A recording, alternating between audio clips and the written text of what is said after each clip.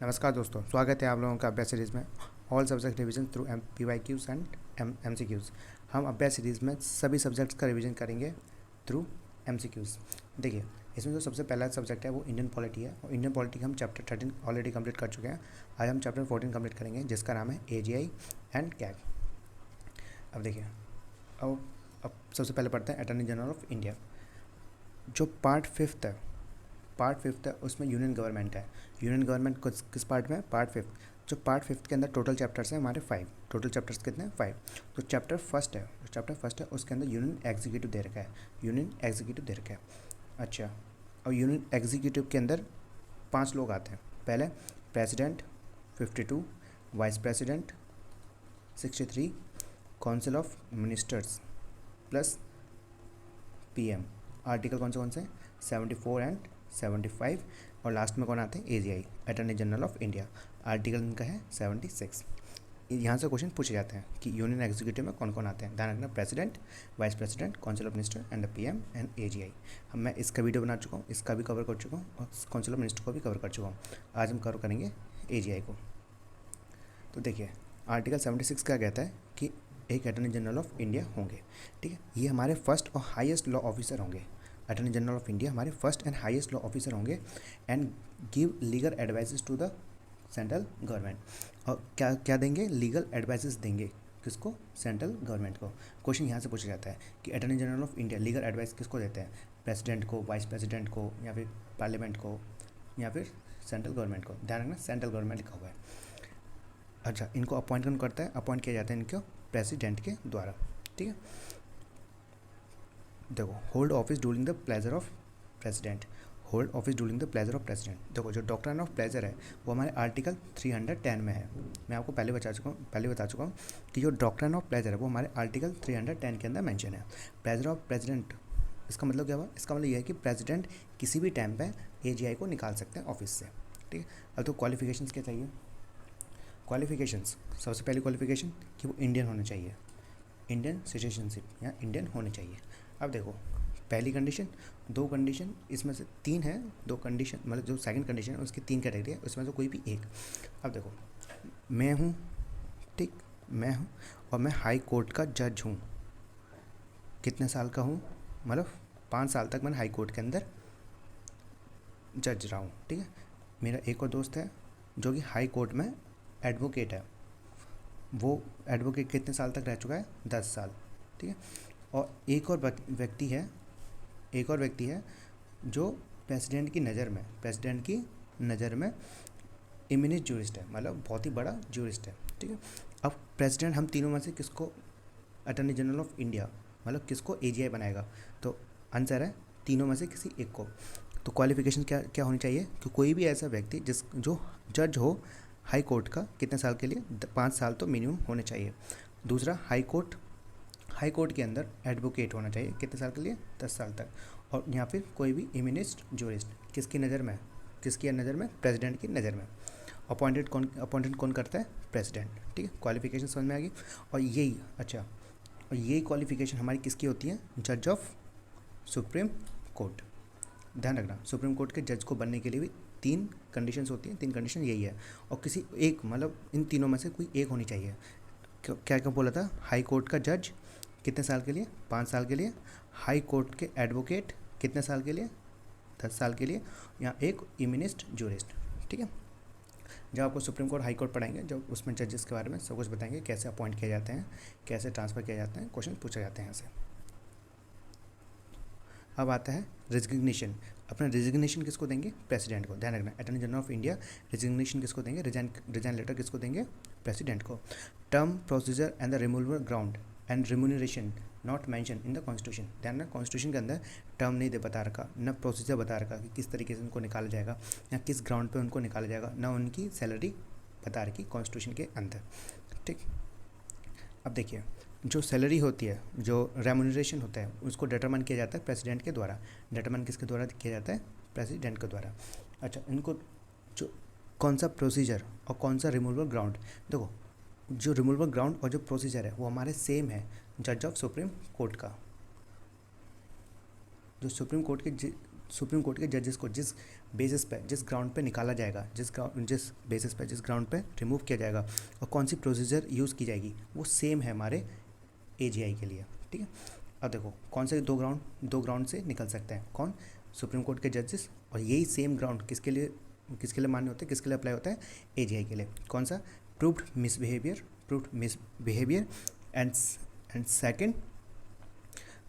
Second क्या है, और इनकैपेसिटी, है ना, प्रूव्ड मिसबिहेवियर और इनकैपेसिटी। ठीक है, तो दो ग्राउंड्स मेंशन है, प्रूव्ड मिसबिहेवियर और इनकैपेसिटी, और ये दो ग्राउंड हमारे जज ऑफ सुप्रीम कोर्ट के लिए भी अप्लाई होता है और यही हमारे एजीआई के लिए भी अप्लाई होता है। अब देखिए, not fall in the category of the government servant and not member of cabinet. ध्यान रखना, मैम कैबिनेट के मेंबर नहीं हैं ये। अच्छा, मैं आपको पहले बता चुका हूँ, जो कैबिनेट का वर्ड है, कैबिनेट जो टर्म है, वो हमारे आर्टिकल 352 के अंदर मेंशन है, आर्टिकल 352 के अंदर मेंशन है। और कौन से अमेंडमेंट एक्ट के थ्रू इसको ऐड किया गया था, 44th अमेंडमेंट एक्ट के थ्रू कैबिनेट वर्ड को ऐड किया गया था आर्टिकल 352 में। नेशनल इमरजेंसी को जब पढ़ाएंगे, नेशनल इमरजेंसी, उसमें भी फिर से आपको ये सब बताएंगे।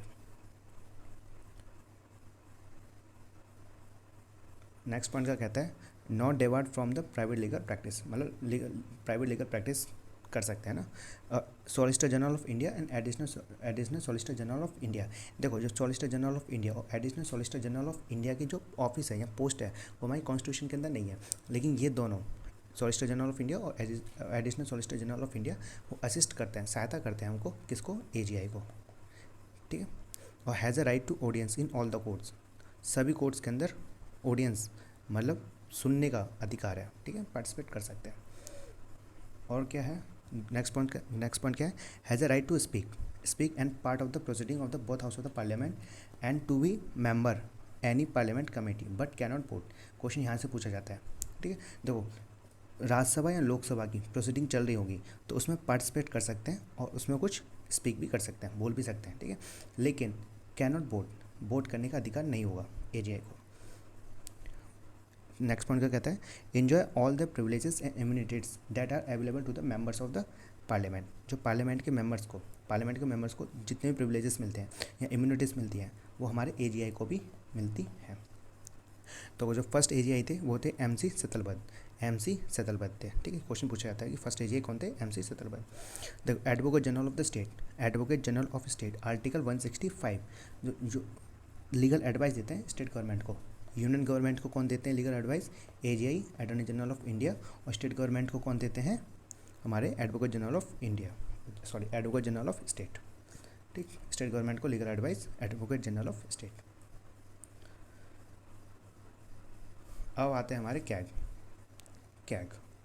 ठीक, अब देखिए, इनका आर्टिकल है 148, इनको बताते हैं part 5 union government, total chapter 5।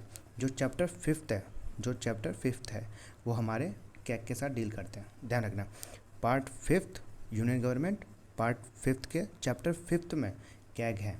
ठीक है, आर्टिकल कितना है, 148। और देखिए, आर्टिकल 149 क्या है, आर्टिकल 149 में कैग की ड्यूटीज़ दे रखी है। आशा करता हूँ आप लोगों को सब पता होगा, फिर मैं आप लोगों को थोड़ा सा बता देता हूँ। देखो, 3 तरह के फंड हैं हमारे कॉन्स्टिट्यूशन के अंदर, 3 तरह के फंड है। एक consolidated fund of India, article 266, एक है public account of India, article 266, एक है कॉन्टीजेंसी फंड ऑफ इंडिया 267। ये तीनों फंड हमारे मेंशन है कॉन्स्टिट्यूशन के अंदर। और जब पार्लियामेंट पढ़ाऊँगा, जो हमारा नेक्स्ट चैप्टर है वो पार्लियामेंट है, उसमें मैं बताऊँगा इन तीनों में क्या डिफरेंस होता है, और क्वेश्चन पूछे जाते हैं यहाँ से भी, है ना। तो देखो, कैग जो कैग है वो हमारे इन तीनों से, मतलब कोई भी फंड, इन तीनों फंड में से कितने पैसे, कितने फंड को निकाला गया है, उन सब, मतलब कितना एक्सपेंडिचर हुआ है इन सभी फंडों से, है ना, उसका ऑडिट करते हैं, उसका क्या करते हैं, जांच पड़ताल करते हैं, एग्जामाइन करते हैं। फिर से समझो, जो हमारे कैग है उनकी जो मेन ड्यूटी ये है कि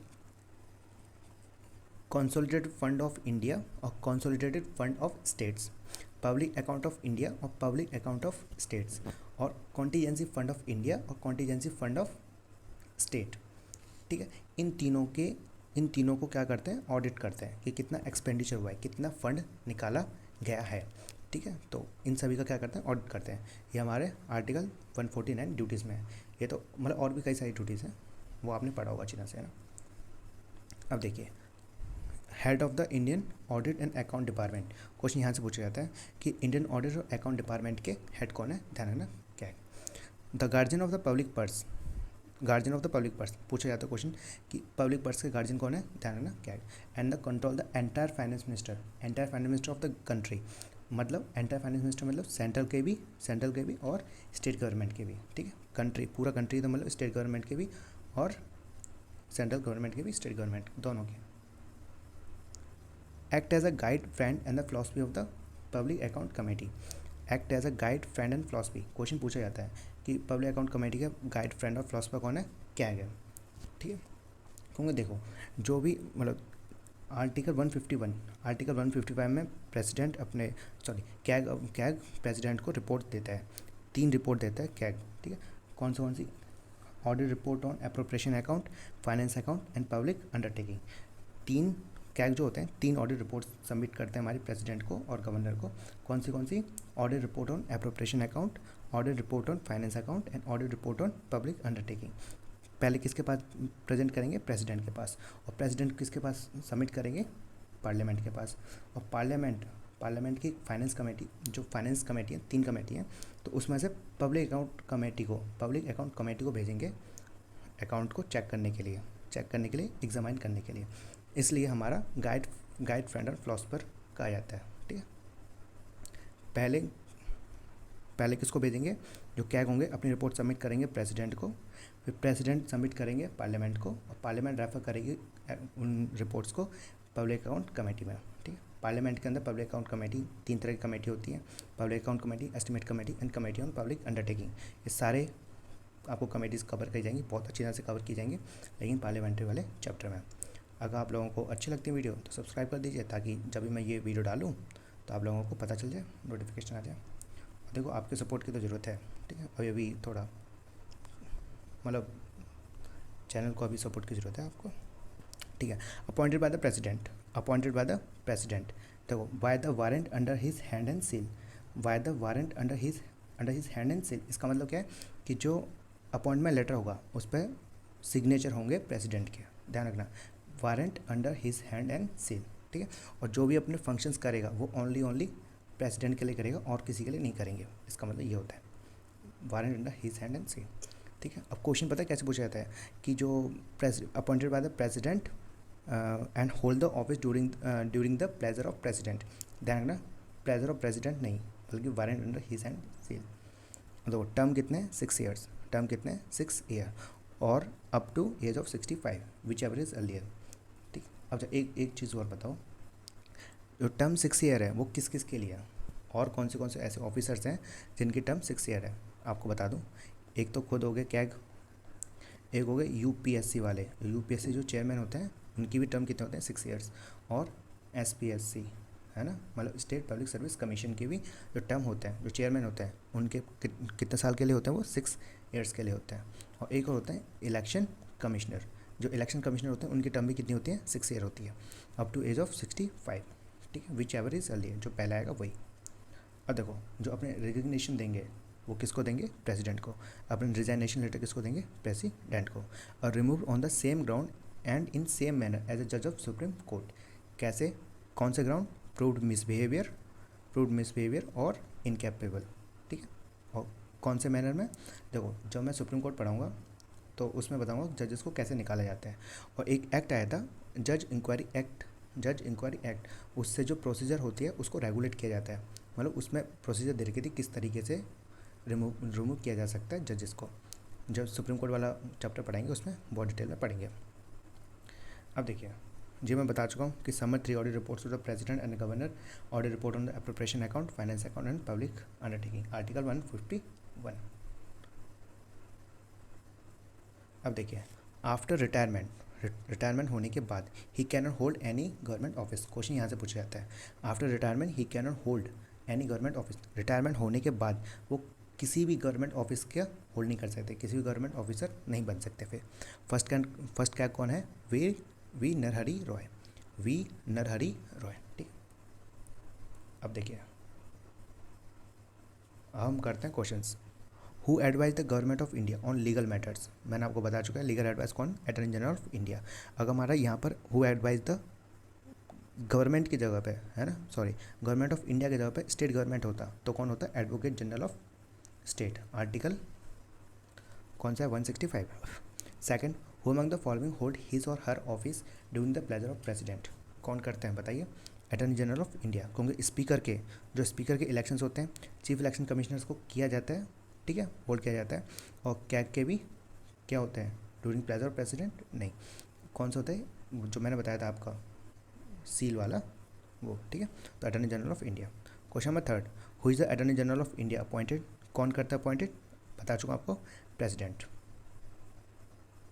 question number fourth, who among the following is consider to be the first law officer of the government of India? First law officer कौन होता है? आपको बता चुका है, attorney general of India. Question number fifth, attorney general of India is legal adviser to? किसके होते हैं? गवर्नमेंट ऑफ इंडिया के, है ना। Question number six, who among the following shall have the right of audience in all court in the territory of India in the performance of his duty?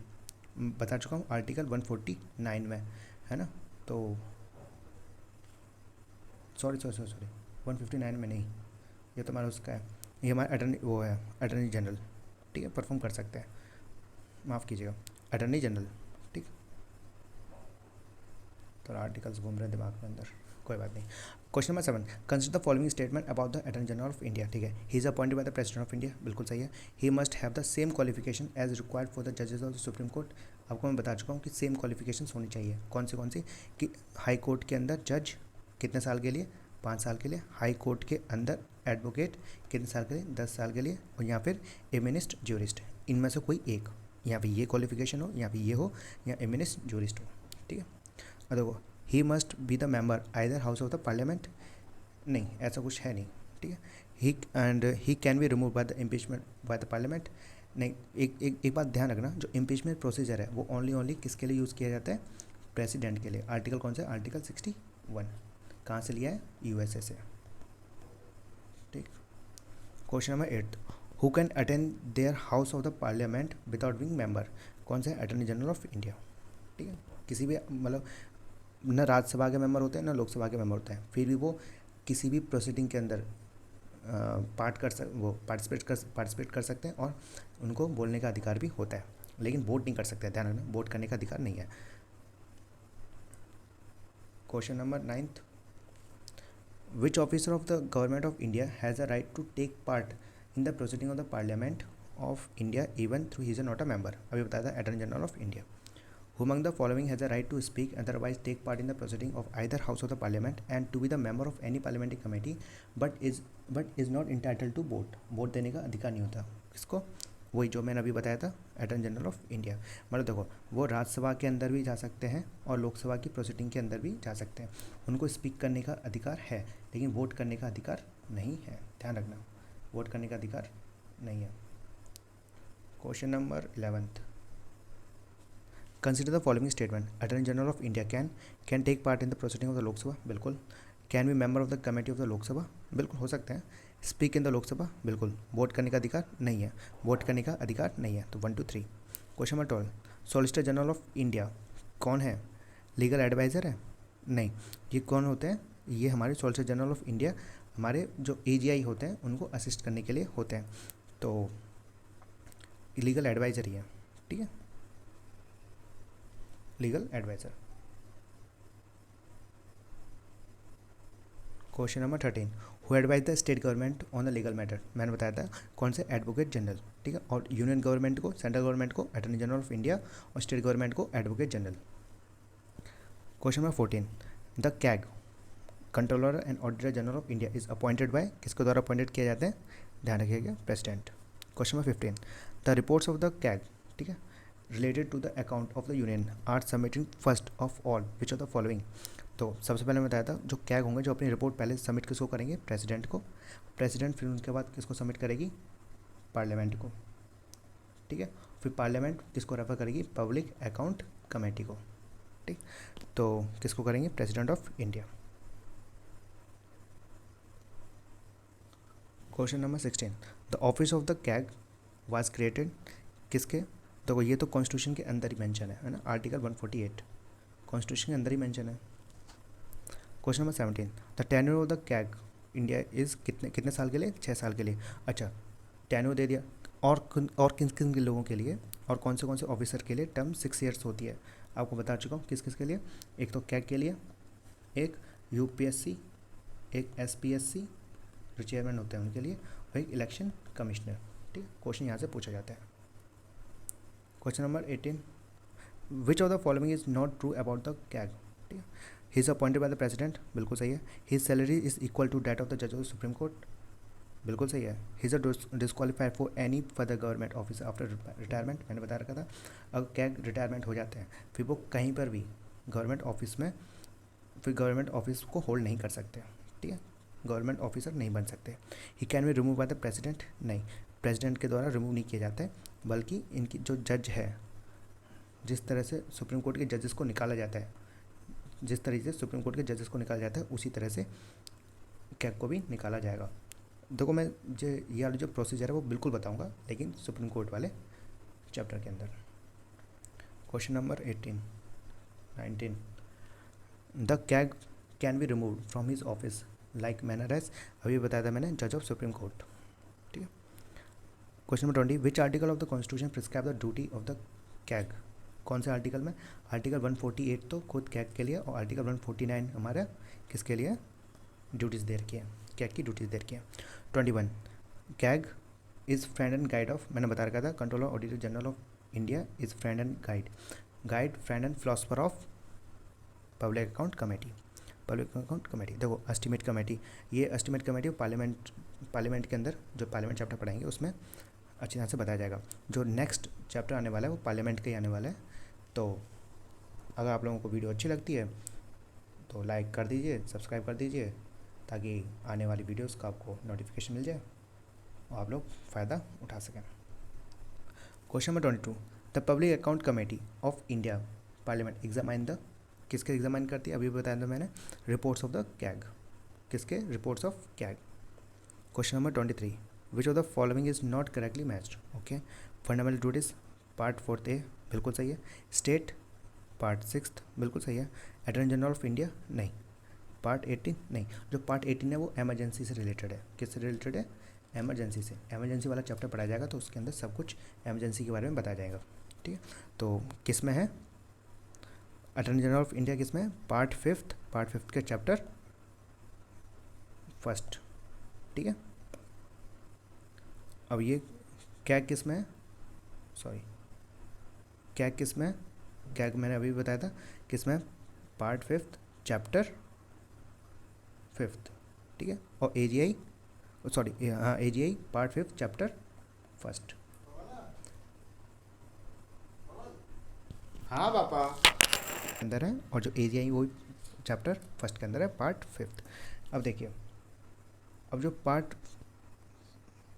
14 है वो किससे related है? Part 14 related है हमारा service under union and states. Service under union and states, तो देखिए not correct है, ये दोनों करेक्ट है। ठीक है, मतलब नॉट करेक्ट ये दोनों हैं, लेकिन कुछ गलत हो गया होगा, कोई बात नहीं। Question number 24, what is the period of the appointment of the CAG? क्या पीरियड होता है? 6 ईयर और 65 of age, whichever is earlier. बिल्कुल सही है, आपको बता चुका हूँ ना। Question number 25, the CAG submit audit report on which of the following? ठीक है, एप्रोप्रिएट अकाउंट बिल्कुल सही है। फाइनेंस अकाउंट ठीक है। पब्लिक अंडरटेकिंग सही है। आर्टिकल 151। ठीक है, तो इन तीनों के आंसर। तो ये था हमारा आखिरी क्वेश्चन। आशा करता हूँ कि आप लोगों को वीडियो अच्छी लगी होगी। जो हमारा नेक्स्ट चैप्टर है वो हमारा पार्लियामेंट है। तो जी धन्यवाद।